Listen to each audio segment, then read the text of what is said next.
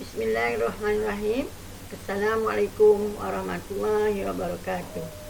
Berjumpa lagi kita pada hari ini di bawah tajuk Uluhiyah Allah Ta'ala. Iaitu di mana minggu lepas kita sudah belajar tentang tajuk Uluhiyah yang bererti ketuhanan. Di mana Uluhiyah ini terbahagi kepada dua. Yang pertama, istighna Allah an kulli ma siwa. Dan yang kedua ialah iftikar ilahi. Okey. Pada hari ini kita akan bincangkan sifat-sifat yang terkandung di dalam istighna Allah an kulli ma siwa. Di mana dia mengandungi 11 sifat, ya, terkandung di dalam istighna ilallah ini 11 sifat wajib bagi Allah. Yang pertama, wujud. Yang kedua, qidam. Yang ketiga, baqa. 4, mukhalafatuhu lil hawadis. 5, qiyamuhu bi nafsi. 6, sama. 7, basar. 8, kalam. 9, kaunuhu sami'an. 10, kaunuhu basiran. Dan yang ke-11, kaunuhu mutakaliman. Murid-murid mesti masih ingatkan apa erti wujud, qidam dan seterusnya. Okey, bagi yang tak ingat, saya ingatkan semula. Wujud artinya ada, qidam sedia, baqa artinya kekal, mukhalafatu lil hawadis artinya Allah tidak sama dengan yang baru ataupun tidak sama dengan makhluk.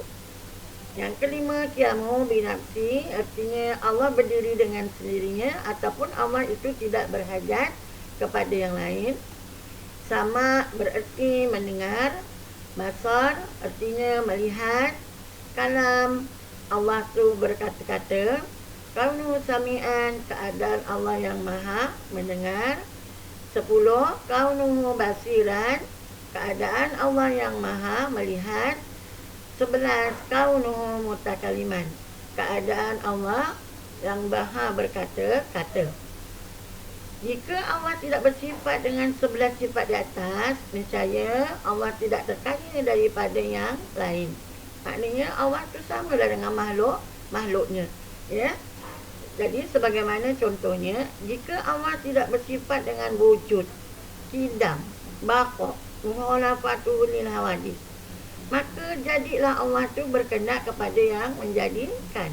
Sedangkan Allah itu menjadikan apa yang ada di alam ini ataupun makhluk, ya. Dan Allah itu adalah pencipta ataupun khalik. Yang kedua, iaitu jika Allah tidak bersifat dengan qiyamuhu bi nafsi, maka jadilah Allah itu berkehendak kepada yang lain. Maknanya di sini, jika Allah tidak bersifat dengan qiyamuhu, Allah berhajat kepada yang lain untuk Allah. Yang ketiga, jika Allah tidak bersifat dengan sama, basar, kalam, kaunuhu sami'an, kaunuhu basiran, kaunuhu mutakaliman, maka jadilah Allah itu bersifat dengan sifat kekurangan. Maha suci Allah daripada bersifat dengan sifat yang kekurangan. Okey, selain pada 11 sifat yang tersebut, ada 3 sifat lain yang termasuk di dalam terkandung di dalam istighna Allah an kulli ma siwa ini, iaitu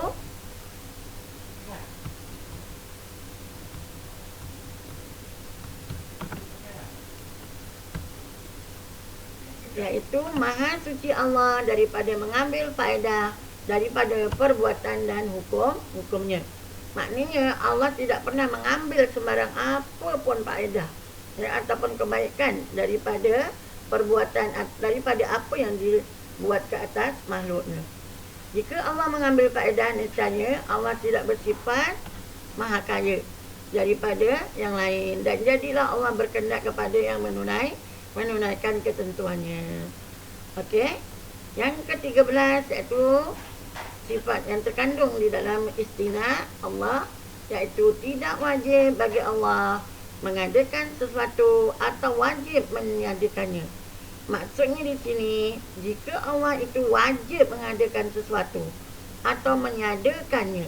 Niscaya Allah bersifat terpaksa dan berkehendak kepada yang lain untuk menunaikan ketentuannya.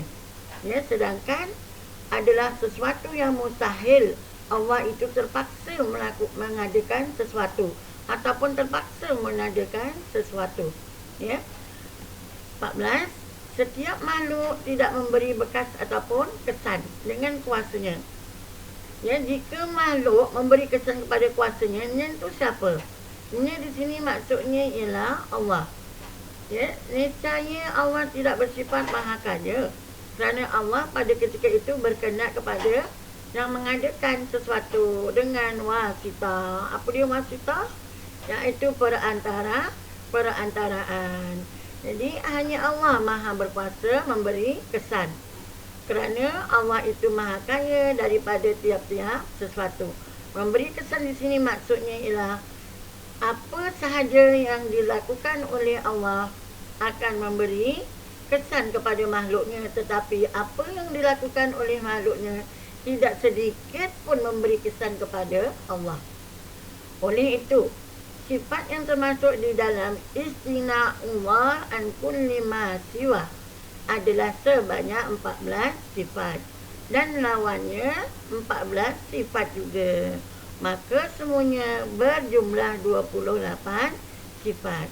Jadi untuk hari ini kita belajar untuk sifat istina Allah saja. Ya, kita akan sambung minggu hadapan dengan tajuk iftikar ilahi.